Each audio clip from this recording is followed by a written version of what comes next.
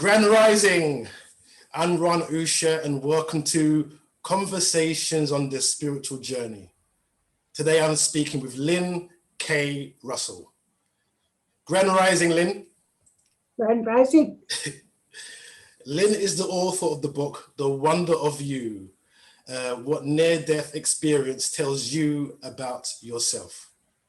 Lynn had looked at over 2,500 near-death experiences and documented what she learned. First off, thank you, Lynn, for sending me the book. It was a great read. You're welcome. So thank you very much. I'm glad you enjoyed it. Yes. So I thought we'd get straight into it. The title itself, It says near-death experiences, but these people have actually died. And you explained that in the book. Yeah. So the word near was brought on because of Dr. Moody, who was the first person to write about it, Raymond Moody. And he was a doctor, and doctors don't think that that's they don't believe that it's a full death. But then we've come to understand that it is, that the person actually physically dies. And I have all kinds of information on that. That you want me to go into that right now? Yes, please. Oh, sure. Okay. All right. Well, why I believe it. Now, I know that doctors think that death experiences are either chemicals in the brain or drugs that the person's had, hallucinations, or the brain breaking down. Those are the general topics that people bring up. But actually, hospitals are the worst place in the world to know whether it's a near-death experience or an actual death experience. And the reason for that is because as soon as the person dies in a hospital, unless they're already terminal, they're resuscitated within minutes. Very, very quickly, they're resuscitated. So that isn't enough time to know whether the person has had a death experience or whether they've had some other kind of experience. So sometimes people aren't able to be resuscitated, or they die away from hospitals from accidents or illnesses or something like that. And so those people can be gone for literally hours and hours and hours. And some people wake up in the morgue and they're in a state of rigor mortis. And rigor mortis takes 12 to 14 hours to set in. So that can't be the brain breaking down or hallucinations. There has to be a logical reason why a person would come back in that kind of state. So I think we need more research, actually. I really do. We seem to have made the decision that it's not true and that it's that it's either one of those explanations that the doctors give. But we really need research to find out if it really is or not. And that's what most science would do, is to do research until they know one way or another. And this has just been put out there and everybody has accepted it, and that's the end. And I think we need not only more research on that, but we also need a peer review, for peers to research and decide what is right and what isn't. So that's where I'm coming from with death experiences. The other thing is that people who've had death experience come back with information that they couldn't possibly know. There's just no way that they could know that somebody is, for example, they can see us and hear us, and they even know what we're thinking and how we're feeling. And so they can come back and tell us, you were in the kitchen doing such and such, and and they can also tell us information about people who have died, ancient, like great grandparents that they've never met, that they've never been heard of. and they can pick them out of the albums and say, yeah, that's who I met without being prompted. Another thing that tells me is that their personalities change. They just have a completely different personality. It doesn't matter. They can be a real grouch people, and they'll come back caring, usually caring, and want to do good for the world. And they don't care about materialism. They just want to do what they can to help the world. And so those are elements that to me show me that these are more than just the brain breaking down or a drug.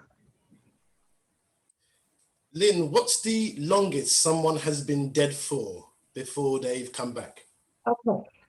The longest recorded is 29 hours.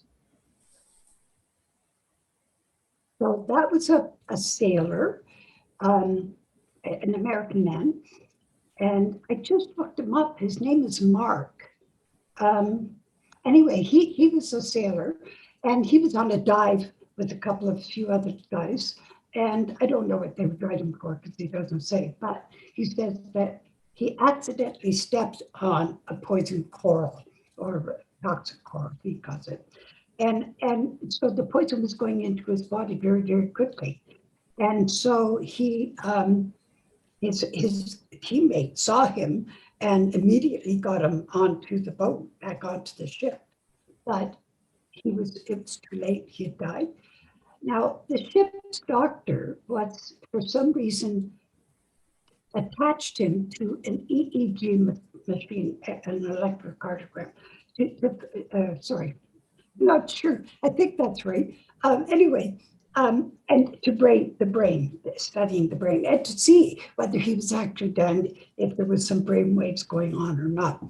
And so he left it on. He just went away and left it on, and he left the body there. And 29 hours later, he came back, and the machine was still running. So that was the longest recorded.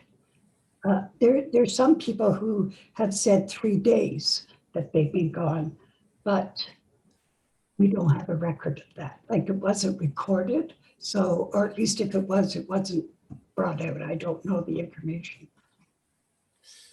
So, of course, for this person, it may have been 29 hours here, but for him, it may have been It's true. weeks, years. Yes, or even just minutes. Yes. Because the time is completely screwy when it comes to the near-death experience. It's all over the place. And so, for us, it can be 15 minutes, and it's 15 years that they feel they have, or 150 years. There have been people who have actually lived a full, complete other life and then come back and finish this one. Not too often, but that happens. Because there's that one case in the book where I can't remember his name. He said he lived for 150 years creating art. So what must that be like? He's lived a full life, or more than a full life, and he's come back into this body, but he's an old soul in this body. Well, actually, there are no old souls or new souls, so there are, from the point of view that the soul decides to come into a spiritual body or a physical body or a physical existence. But the soul already existed for eternity before that decision, because that soul was the source. It belonged, it's part of the source. There's no difference. We are the source. I guess a better way of putting it, he's experienced so much in the time that he spent in the near-death experience, and to come back into this body, having experienced so much, it must take a time to adjust. Oh, yes. Oh, the adjustment back is very difficult sometimes. Sometimes it's not. Some people are very flexible, but other ones struggle because first of all, they don't want to come back. It's very beautiful there. Everything is wonderful, peace and more love than you're ever experienced in this lifetime. And so they just don't want to come back. And even they feel guilty about that later when they do come back. They feel guilty that they didn't want to come back for their kids or for their loved ones. But they don't, they fight. Usually most people fight not to come back. Now that's not everyone, but that's frequent. And then when they do come back, this world is, because there is more real than here. I know we feel this is very, very real, and because we haven't done that trip. And so for us, this is very real. But for them, being there this looked like a puppet world in comparison. So coming here is it's a difficult adjustment to recognize that this isn't real, that this is, phony, or like a movie, and they're stuck in it. And sometimes they know what their job is, or the task they have to do is. And I mean, they're told that when they're shut back into their body. But sometimes they don't. And so that's a difficult transition for them to, and just having to go from something like that to come to something where there's problems and illnesses and the news and all that kind of thing. It's just very difficult for them. And I think there was one case where somebody found it difficult to adjust to things being solid. But of course, in the quantum world, it's all empty space. Yeah. And there's one fellow by the name of Larry. I think I have him in my book. I usually quote him because his story, when he came back, he kept saying over and over and over, well, I'm watching television, but I know it's not real. Or I'm reading a magazine, but I know it's not real. Like, he really had a hard time with that. Okay, Lynn, so this is one of the most asked questions that I was given. What are the entities? The angels, the spirit guides, and so on. Well, people primarily will meet their guides. Sometimes the guides appear to be angels, and sometimes the guide appears to be just a person. And sometimes they're a being of light that's like 12 feet tall. So it just depends on the individual. One of the things that I want to stress really strongly, because this is very important, is that the experience that we have is our creation. There are no two death experiences that are alike, because we each take an active role in creating the experience that we're going to have. And we usually create a physical experience on the other side. Gardens, buildings, people, lives, they're always usually, because our soul has disconnected itself from its reality and lived a lifetime in this physical body. And this is the identity that it relates to. And so when it leaves this body, it continues taking the body with it. And that's important because the next step is to understand that in the same way that we create our death experiences, we also create this experience, this life experience. Right now, this very minute, we're creating it moment by moment by moment. So that's why it's so important. I guess it's like our dream state. When we're asleep, we're creating the other person, the trees, the city in New York. We're creating all of it. Yes, we're creating exactly. the other person we're speaking with. It's us in a conversation. Yes, that's right. Are there are there levels to awareness? And what I mean by that is some people have gone through and they've spoken or they've created speaking to friends and families and loved ones. But some seem to go deeper in where they dissolve completely into consciousness, where Yeah, there is no separation between them and they are their friends, they are their parents, they are that's all right. there is. That's right. That's right. I love that. I love that. The interconnectedness and how they do get to the point where, and that's almost universal, this feeling of being connected with everything. And it is. Yeah, but yeah, there are kind of levels, and I think, well, I can't speak to beyond death experiences, like the people who stay, except that I think that probably, yes, I just don't know, because the one man who feels like he was there for 150 years had a physical experience. He did not go into the light and become the light. But some do. So there's the level, one level is the physical experience. And of course, there's hell experiences too, but we can talk about that separate. So there's the physical experience, and then there's the feeling, the experience of recognizing that we are soul, that and they'll look down and they see that they don't have a body, and or they look in something that reflects and they see themselves as a spark of light, which is energy. And and some will enter into this huge light that they all see. Well, not all, most people see the light. And when they enter into the light, that's when the deepest amount of learning and experience happens. And they will go into the light and become the light. And they become the creative force. And that is just beyond anything. It's pure bliss. There's no, they can't describe it. It's beyond anything that we can describe. And they say that about the love.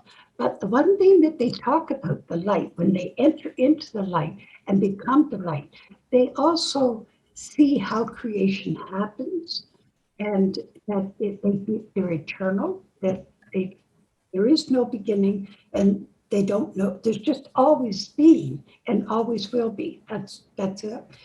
And they see creation happening like a flower or a.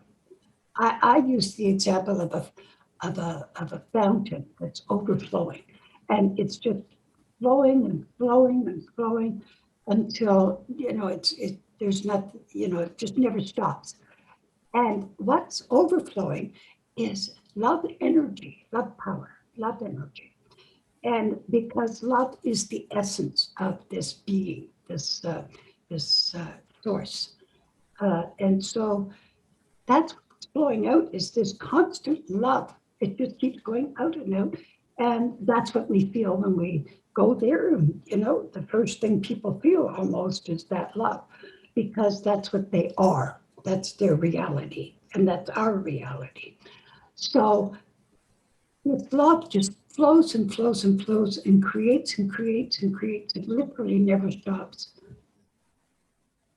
So it's cool. It seems that we don't really have the language to this. They're trying to describe in our language which can't be described. And there was one metaphor in the book, and it was, so imagine us now, if we try to look at the sun, we can't do it. But they can look straight into the sun because they have no eyes and That's they're right. enveloped in pure light. That, I guess, cannot be described using our language. Yeah. Yeah. No, that's true. Um, they because people will see this light and they recognize that the light is more than a light.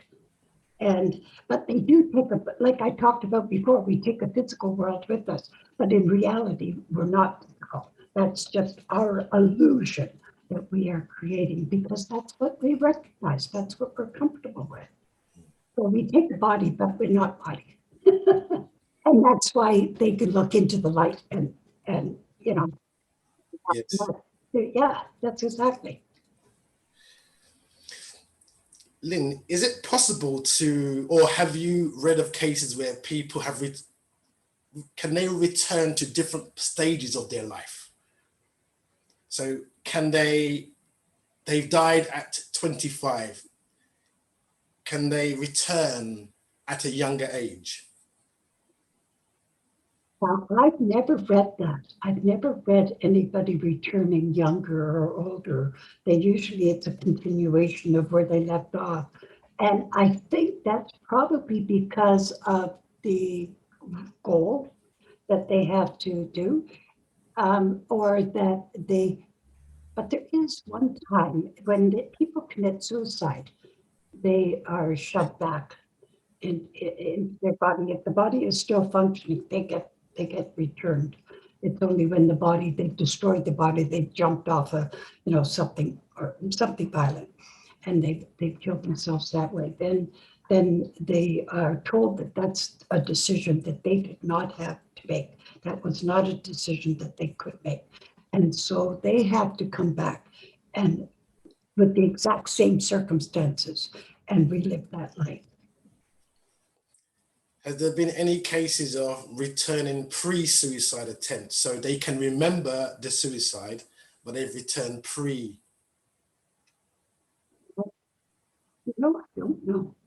And I don't know because they've returned. And I'm talking about a person who is going to return, So I haven't talked to somebody who's returned and said, yeah, I remember that I committed suicide last time. Although there have been some people who've remembered past lives. Yeah. There was one fellow who saw himself that his last life was in Germany. And so after his death experience, he went to Germany, found the place where he lived in his last life. So that was cool. Have there been people who've spoken about many past lives? Yes, but they don't talk specifically about it. They will talk in generalities. But yes, there have been, they'll say something like what I'm going to say. We had many, many past lives. We had many, many lives as we evolve. But the truth is that because of the oneness and because we are all one, and I mean literally one, there's only one soul, one spirit that's having this experience. We are all lives. So it's a little complicated, but as a soul, yes, we have many, many experiences. Yeah. It's a question I was given, and in the case of an abortion, have there been cases where people who maybe had an abortion previously had a near-death experience and encountered the one, though they weren't born, but encountered that energy, shall we call it? Yeah, it has. And there's no judgment, no punishment, no, it's just a learning experience. That's it. That's, oh, have a life review, and they will review everything that they've done. And they, if they've had an abortion, that's part of it. But there's no judgment or punishment or chastising or why did you do that? And there are people who get chastised, by the way, but that's not one of them. So, yeah. Have they met the one who was aborted in? Yes, they've met the soul. They've met that soul. And they also will meet the soul that has been miscarried. So, it's the same. They'll meet the soul that was going to be their child and didn't, for whatever other reason. So it's the same kind of thing. But there's no judgment on that because that soul is eternal and the soul can just simply go to another body. And I guess in oneness, there is no other to judge. No, the only judging is ourselves because we are source. And so source would be judging itself. So here's another question from a friend. So a friend was ill in hospital, and in the next room, there was another person who had died. Mhm. Mhm. She later went to see a shaman, and the shaman said that the person who had died had come into the body of this other of this friend. Have It's you a heard walk. of that happening? That's called a walk-in. And I have not encountered any walk-ins. I've heard of them, and but I've never. There's only one person I know who thinks that she's a walk-in. Otherwise, no, I've never had a walk-in situation. So I don't think that I do hear things from like uh, people's concepts of what it would be, but in real life, I've just never read that in 2,500 near-death experiences. I've never read it, so or seen it or talked to anybody because I've talked to some of them too. So, and I've never heard of that. Could you tell us about soul groups? There are soul groups, and so they do stick together sort of. Like for example, the person who was your husband or wife, your spouse in the last life, maybe your brother in this life, or your sister or your daughter. And so we do switch around like that, but it's not as locked in as people seem to think, because we do have other souls that will enter into the picture. And we also will say, well, we've done a lot of lifetimes with you, so I'm not going to do one with you this time. So it isn't so locked in that always it's those same elements.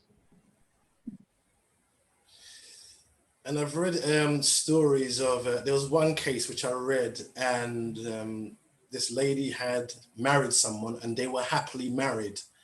And then the husband died after a year. Mm. And she was told after meeting a healer, a medium, that they had arranged this prior. There are situations where people arrange, because we have arranged our lives before we come here, not to every detail, and that I want to talk about. So thank you for bringing it up. It isn't every single detail. Every single person that we meet is not meant to be. Every single circumstances is not meant to be. There are things that happen that we didn't choose to happen. But for the most part, before we come here, so the soul says, okay, I'm going to become physical. And being very correct, I'm not sure it said that, but anyway, so it says, I'm going to become physical. So then it will choose a task or a chore that it wants to do while it's here. And then it will design a life that will help them to accomplish that or goal, whatever it happens to be. The goals are always for the betterment of the world. But not everybody will do their task or goal in one lifetime. So they may come here to do it, and for some reason they aren't able to because somebody or some element wasn't right. And so they have to finish their lives and then try it again next life. Sometimes they say, I don't want to, and I'm not going to. And because we really need to keep going back to we are source, because we can choose. We have 100% free will to choose to whether we're going to do it or we're not. And so what happens with those people is they will have a death review. or I mean, have a death, they're dying. And while they're dead, they're asked, what have you done with your life? And that's a chastise because they always feel bad that they've done nothing. They just goofed off. And so then they realize, and when they come back, they do. They get active and start doing whatever it is they've come to do.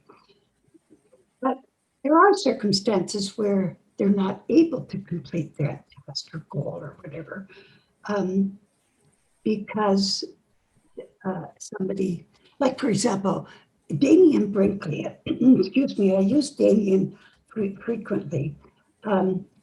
Excuse me, I need to drink.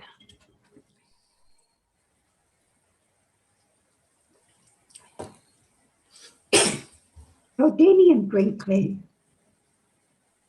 was a mercenary, and he wrote a book called Saved by the Light. And he was a mercenary. So he was a hitman for the United States, that basically. And so he killed this one man. And when he had his death experience, he was asked, why did you kill that man? I had plans for it. And so that tells me that, wait a minute, everything is not meant to be. It isn't locked in. There's flexibility within that. And as I say, some people don't do what they're supposed to do while they're here. And so they have to, come back and do it again. And so everything is not locked into, like solid. But let me tell you, when they choose the task and they're choosing all the elements, they will choose the people in their lives and kind of parents they should have, and the siblings and best friends and relatives, and even teachers or someone who's in and out of their life. But that doesn't mean every single person they met, that just those people. They may choose also, they choose the country they're going to, their circumstances, where did they live, what was their economic level. Were they intelligent, or were, the personal things like their intelligence, their looks, their race, their country, their nationality, all of those things are things that they choose. If it impinges on getting the chore done, whatever they goes in, then that's the most important part, is to get that done. And as I say, it's so important that it's like written in blood, because we have to. Yeah, and from that, it makes us look at this world a completely different way, because here we look at, fame and personality and so on, Right, but from right. the soul sense, it's got nothing to do with that at all. That's right. That's right. No, but that's just a role that they have chosen to play to accomplish their goal. Um, for example, Jane Fonda is very strong on the environment. And so she uses her role in the world to accomplish that, to get that information through to the rest of the world. Um, or if a king or a somebody who's born into the royal family, they're never going to get out of that. I mean, Prince William, no, not William, what is it? Is it Kate and, no, which, I'm sorry, I'm not up on all the, anyway, the one that has married, it was on Oprah. I can't think of the name. Harry. Anyway, that's it. Yeah, so Harry will always be a prince. He may have stepped out and said, I don't want the role, but he will always be a prince. Born, and that was a role that he got born into. And I don't know. And you asked about the agreement about death. Yes, we do choose whether we're going to lose a spouse or not in before we come here. And so Harry probably chose a life where he would lose his mother young. But that impacted on his life very strongly. Also, it makes us look at things that have happened to us in a totally different way. Yeah. If we look at as we are the creators of our life, of course Yeah. we feel pain and suffering, but if we look at it as we're the creators, it's viewed very differently.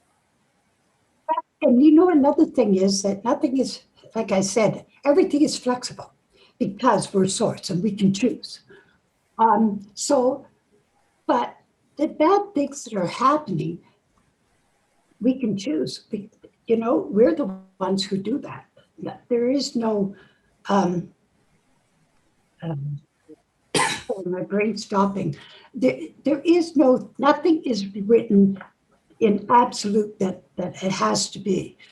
There was one lady who got into a car accident, and I'm trying to think of her name. I think it was Sharon. She was in a car accident and she uh, she died.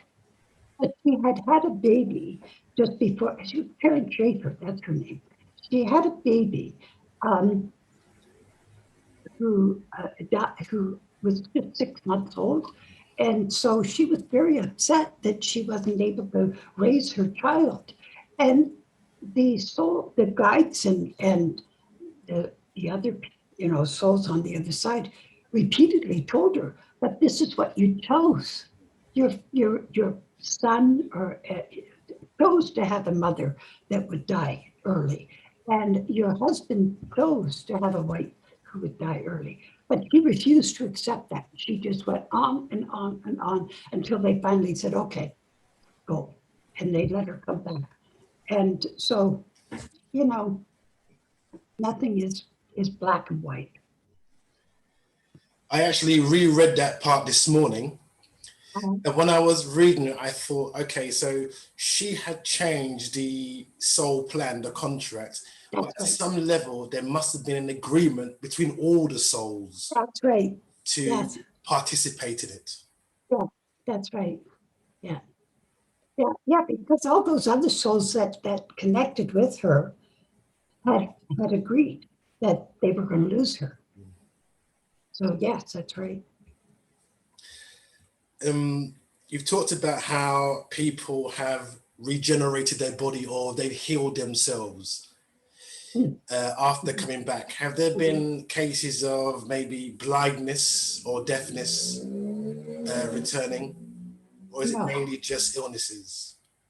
it's usually illnesses that make sure. That's a good question, but no, nobody has ever, if they're blind before, they're blind after. And the same with physical disabilities, any physical disability. By the way, there's no physical disabilities on the other side instantly because we don't have a body. So we're whole over there. But here we return with our disability that I'm aware of, that the things that would be cured are, as I say, illnesses. Mm. Because I think also in the book is mentioned, I think it seemed like things like blindness or deafness were so intrinsic to the plan, which is why they wouldn't be changed. Exactly. That's exactly right. Yeah. Most people come back with this deep sense of love, Mhm. but there have been a few where they've come back and the ego has returned. Why do you think that is?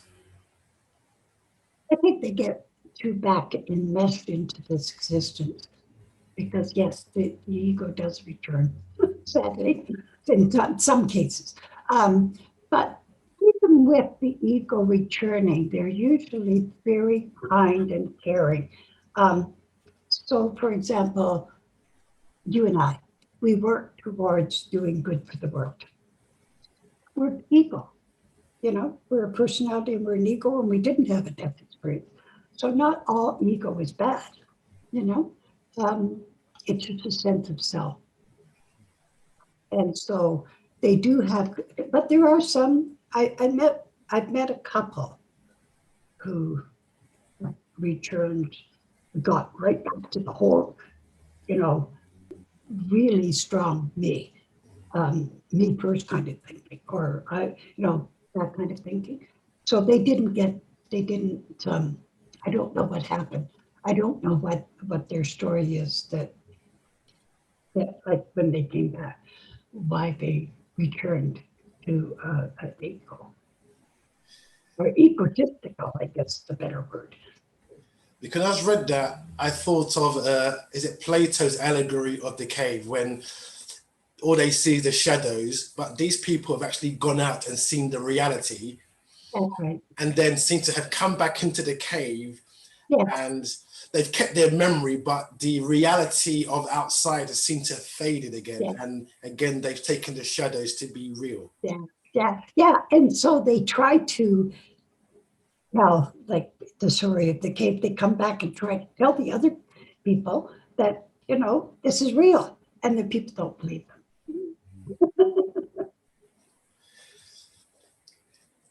In regards to healing, it's in our society as well, we heal from the outside in, so from the body and so on. But it seems to be what we're learning through this book and consciousness, we heal deep within ourselves from consciousness first, outwards.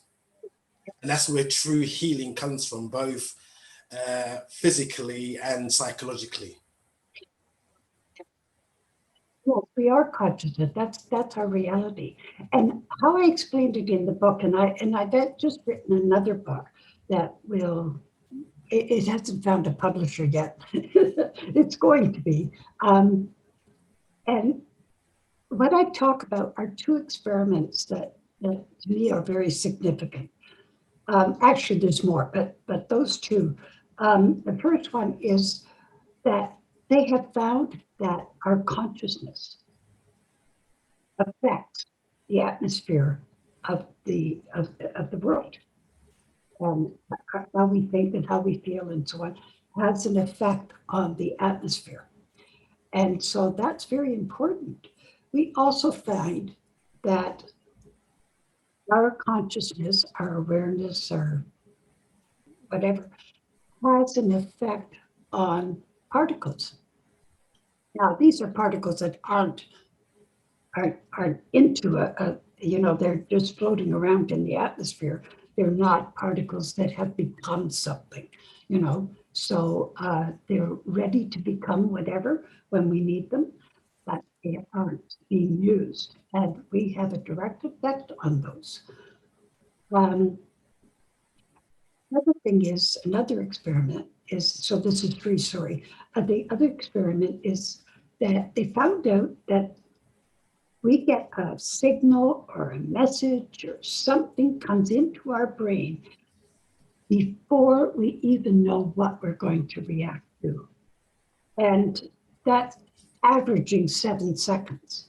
And so you say to yourself, well, 7 seconds. Sit at a stoplight and count 7 seconds and you'll find out how long it is. Most people just can't wait for that light to turn again. So that's pretty significant. So then I say to myself, well, what's going on here?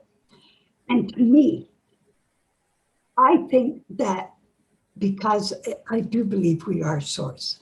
So I think that we are directly connected to source.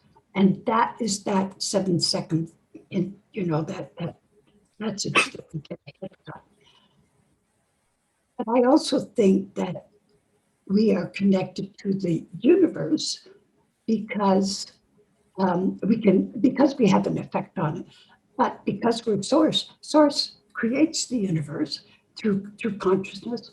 And so that is, like, to me, almost like a triangle, that there's connection here and there's connection to the universe, and that it's sort of like, but we're all the same thing, if you understand what I'm trying to say. It also shows that we, as mind consciousness through this mind body, are more incredible and remarkable Yeah, yeah, than we have been taught to believe. And that's why the wonder of you, that's why I called it that, because we really are magnificent and we just don't realize it, you know? And so I hope that that's my message to be able to get out there to people, is for them to understand just how grand and just magnificent we are. Because we don't need to live in this life that we're living. We don't need this pain. You know, we're choosing this, but we don't need it. We could instantly, just by being the change we want to be, we could change the world like that. I guess it only takes a change of thought, a change of mindset. And once you come from this understanding of who you are, then these external circumstances can never change that, no matter what happens. Yeah, yeah, yeah. Okay. Have there been people who have connected with other life forms on different planets? Oh, well, I do know one or two. They are rare, very rare. But yes, I've spoken to a couple that, or at least read about, on how I need to explain how I did my research. Um, NDERF is Near Death Experience Research Foundation. So I did the research for them.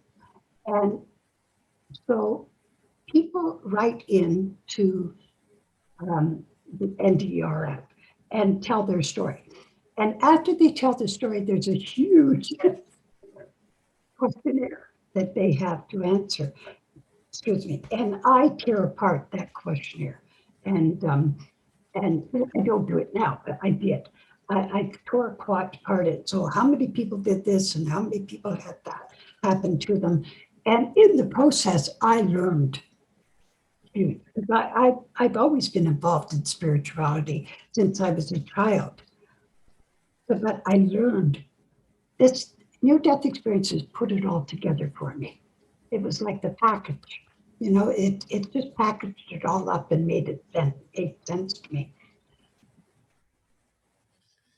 I think how you wrote the book, it brings in, you talked about the holographic universe, you talked about the science, the quantum physics, and evil and good, and karma. Yeah. But when you come from the consciousness model, it all becomes explainable. Yeah. I think modern science tries to differentiate and cut them out and put things in different places. Yeah. But from Yeah. consciousness, it all becomes quite easily explainable. Yeah, that's right. A question I got asked as well was about ghosts. Ah, I know that there are ghosts. I don't understand ghosts because there's so much love on the other side. Why would they want to be a ghost? But I think it's people who don't know what's before, like what will happen, and so they're terrified of leaving, and or they're connected somehow. They're very connected to this physical world. It might also be people who have been taught that they're not worthy. And I know that there was one man, he was in a tunnel, and he met other souls, and he was heading towards the light, and he wanted them to come with him. And they said no, that their religious training had taught them that they weren't worthy, which to me is probably one of the most saddest things of all, because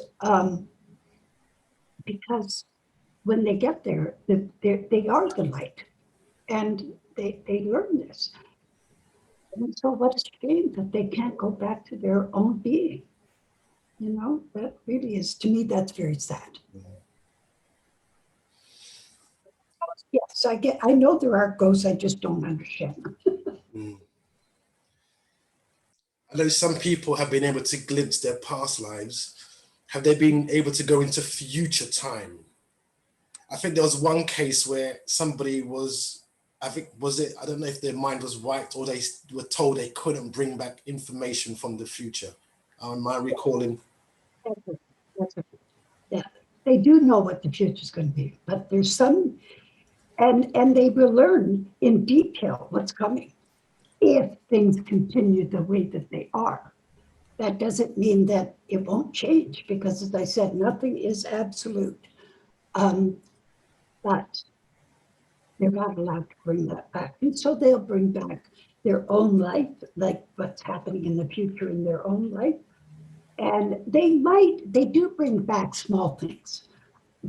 I do know that I read about this, what's happening now with this illness and people's, the crash in, I'm calling it a crash, in 2008, and then again this.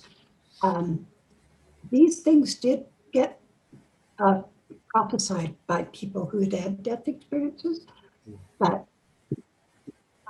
they said it's a shame because it didn't have to be this way. But we don't, it's because we don't understand and we don't know that we have a choice. And we don't realize that our thoughts are so vital, and that we really need to concentrate on the positive.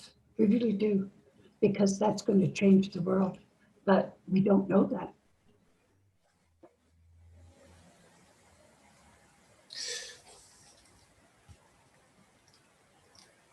I was thinking, would in the near-death experience, communication is done by telepathy.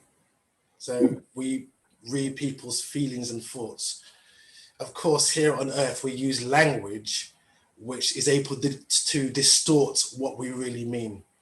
Do you think the next stage of consciousness may be that more people will be able to telepathically understand others? I just want to mention one thing. It isn't negative experiences that are telepathic. All communication on the other side is telepathic. But would you repeat the question?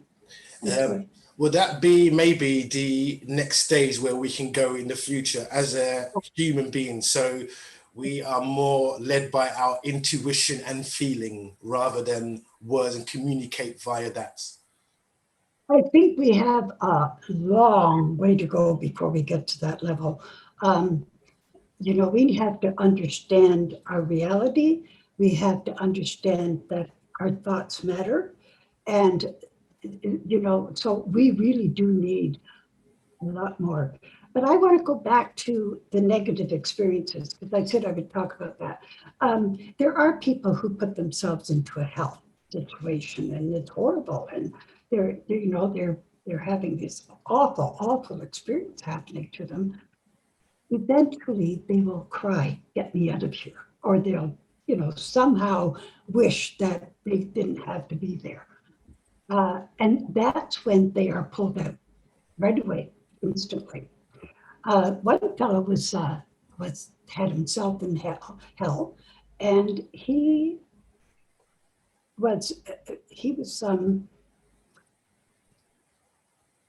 didn't know and he couldn't remember. Like he knew that he wanted to talk to God and to ask God to get him out of there, but he couldn't think of what he to say, and he didn't know any prayers, and he didn't, he just was completely non-religious. And so what was he going to say? And so he said he remembered the song, "Jesus Loves Me, Yes, I Know." And so he started singing that, and he was out. When they get out, and now they're on a positive experience and it's love and peace and all that kind of stuff, then they will say, "Well, what was that all about? What happened?" And they are told repeatedly, every single time they're told, "That was your creation. You did that because you thought that's what it should be." That equates with many of the stories we hear about spiritual masters who have gone through a shock on this plane and then realized, oh wow, and they become realized or awakened. But it took something, maybe drastic or a big shock for them to come to that? Yeah. And a lot of people can have death experiences without dying. There are quite a few, and they're called, well, some people, sometimes it's a significant transformative experience, and sometimes it's a fear experience, a fear death, as they call it.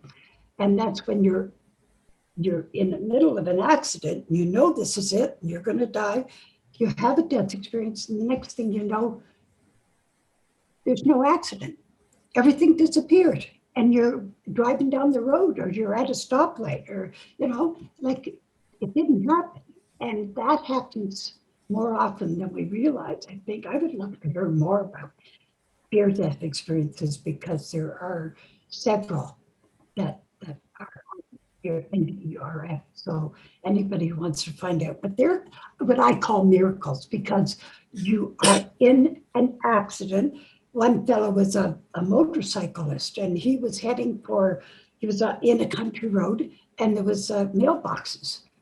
And he was heading right for those mailboxes. He was going to smash, and he knew it was it. And he went right through them.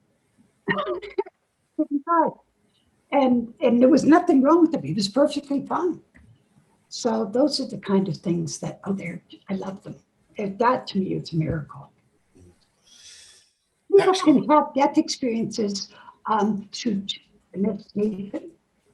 They can have death experiences, as I say, through fear. One woman, Phoebe, what's her name? Phoebe O. She had a really advanced death experience, and it was because she had a friend who had died, and it made her really start thinking about death and what it was all about and what to expect. And she was a long process for her. It was months and months. And so finally, out of the blue, she had a death experience. But most office people have death experiences when they are meditating. Or out-of-body experiences, people who have, and I'm talking about people, not people who just leave the body and come right back, but people who taught themselves to leave. And the Monroe Clinic is one of the places, and they leave their body, and they are gone.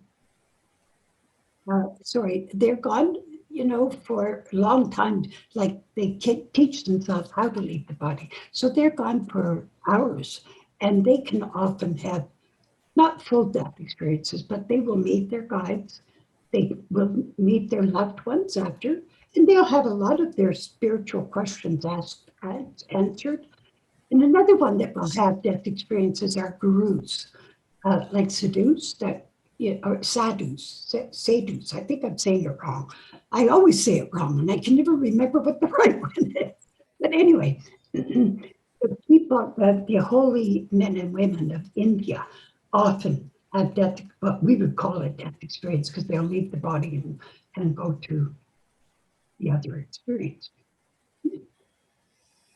It's one of the questions I was going to ask you is it something as we progress that maybe we will learn how to do without actually having to die? That more of us will learn how to do this? I don't think so. Right now, science is working on longevity. And there's a doctor by the name of Gray, D.E. Gray. And his first name is Aubrey. Anyway, he says that the baby has been born that will live 1,000 years, because by that time, like right now, a person who's 50, right now, 100 is getting to be more common. And right now, a person of 50 years old of average health can live 150 years. And by the time they get to 70, maybe they can live 200 years. It just is advancing and advancing and advancing. So they are working on it. I think that we will never be able to live forever here in this physical existence. I think that personally, you know, um, and I also think that we just want, the spirit wants a new experience, Mm, and wants to return to home, mm. because that's what the death is going back home. And so they want to go home. I think just anybody who plays games, they like to play different characters in different places, Yeah, in different times, with different exactly. bodies. It would Yeah, just be add more flavor to your experience. yeah. I think there'll be a time when we'll say, okay, that's it. Do people who come back after an NDE, are they more prone to becoming vegans or vegetarians? Yeah. They not only have a kinder heart to other people, but all of life. And so, yes, they will be more vegan. They don't, even fish have feelings. And so yeah, that's, that's it. That's it, yes. Maybe not everyone, but I would say the high percentage. Yeah. Yes, because I guess if you've seen in the oneness of everything and every animal, every species is you, I guess. So Yeah. the whole thought of eating it would be very strange now. Yeah. Yeah. Are we born with this innate longing to return? Oh, I think so. And that's why I don't think we'll live much longer than 200 years.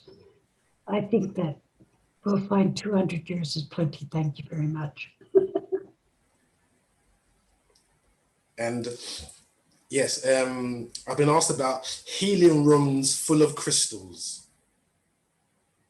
I'm sorry. Healing rooms of healing in the near-death experience, which are full of But, crystals.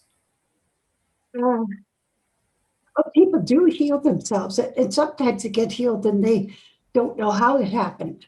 Um, but you recognize the reality of your being, which is what we've been talking about in our oneness, and that we are source, that we have control. We can decide to be sick or not. We can, you know, but what we can't change is our goal. And we can't change the circumstances that we have chosen to accomplish, that will help us to accomplish that goal. So if that means losing someone early, our loved one, that was part of it. We accepted that before we came here. But we also decide our death, by the way, before we come here. Yeah. So I don't know when I'm going to die. I don't know. I'm 83, so I don't know when I'm going to die. I don't know how I'm going to die, but I've already made that choice. But I can change it to a degree. To a degree, if what I'm doing now is important to the world, and I'm not finished, then I'll stay on. There was a great bit of science I read, and you wrote about black holes being two dimensions, Yeah, yeah, that's and yeah, we experience three dimensions and one of space and time. yeah. Have there been people who've crossed and come back who spoke of being of places of 5 or 6 or 7 dimensions? Ah, I haven't. I don't think I remember that. No, I don't think. There have been strange experiences, but that isn't one of them. That's interesting. Because I expect that we could, when we're on the other side, we could be as many dimensions as we want, you know? It would just be the matter of stating what is 5 dimensions like, or 12 dimensions, you know? Yeah. And when I was asked that question, the first thing that came to mind was, even if somebody went to 5 or 6 dimensions, it would be impossible to explain in our Yeah. dimension of three. That's What true. That's words could true. they possibly use? So even if someone did do it, how could they explain That's it? very true. Yeah. We might be able to explain, well, we actually have four dimensions because time and space are one. Oh, time could also be a dimension, but and time is also very important, by the way. There's no time on the other side, but there's tons of time here. And that is very confusing. And the reason why there's no time on the other side is because we're one source, one being. So one being is, that's all there is. We create. And so we continue to create time while we're on the other side. So then we have life events or life experiences or death experiences, I should say, that are chronological because we're creating them. Does that make sense? Yes, it does.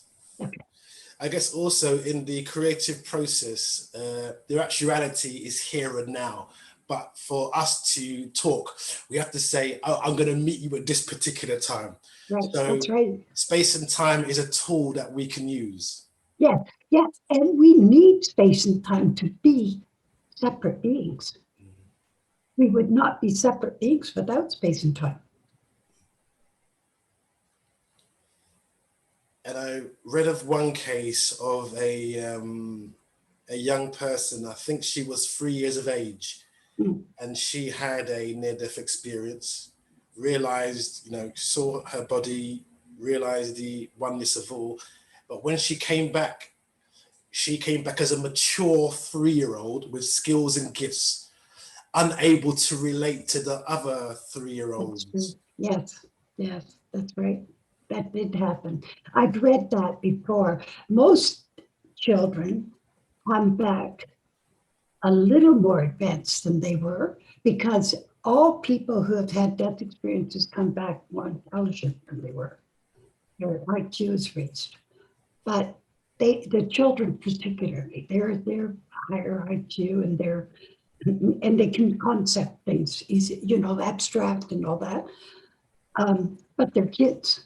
But yes, once in a while you get a child who comes back and they're too grown up to change at their age. Yeah. I think in a way it's a kind of sad because then they don't get to be complete children and just, let it be. And also, I I, guess I want to interrupt for just 1 second. I'm a diabetic and I'm having a sugar low. I need to get something to eat. okay, So I'm just going to get some candy so I can continue talking. that's no problem. Is that That's all okay, right? Lynn. Yes, okay. Okay. I also have, and this is why I'm interrupting. I also have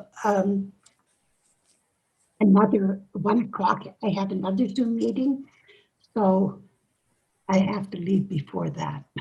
Okay, Lynn, why don't we can finish up here? I mean, so Okay. um, Okay. if you could just speak of, I guess the importance of the book is this oneness, and it all comes from love. Love is probably the most important. My biggest message is how magnificent we are. We trust ourselves way more than we do because we don't. We go by what other people have said and to challenge ourselves to find out what we can do and not to be discouraged because we're so magnificent. It's so what you didn't do it right that time. I learned how to do art because I just doodled. And it didn't matter if I did something right or wrong. Nobody cared. It doesn't matter. I think people should be more joyful because life is, we're here to have fun. We're here to be, we're to experience. We're not here to have the kind of awful, kind of heavy challenges that we're having. That's not why we're here. And so my goal is to tell people how magnificent they are and see the love that they are. Thank you, Lynn K Russell. Thank you for your book, The Wonder of You.